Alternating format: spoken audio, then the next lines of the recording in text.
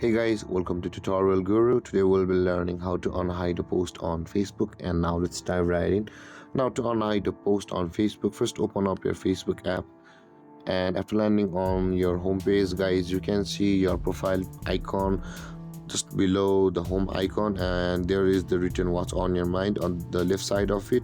Tap on your profile icon, you'll be on this page, and scroll down from over here where you can see all of your posts, and go to that post which you want to unhide, and at the top right corner of that post there will be a three dotted icon. Tap on it and tap on edit privacy over here, and you can see guys, in order to hide a post it will be available for only me. So in order to unhide, we will be required to tap on public or friends, whichever you may post or show it to, whomever you may want to show it to.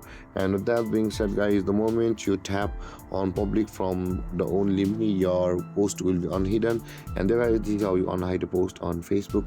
And if you have any confusions or questions regarding the topic, feel free to comment in the comment section, and don't forget to like, subscribe and hit that bell icon for more videos. Thank you for watching guys. Peace.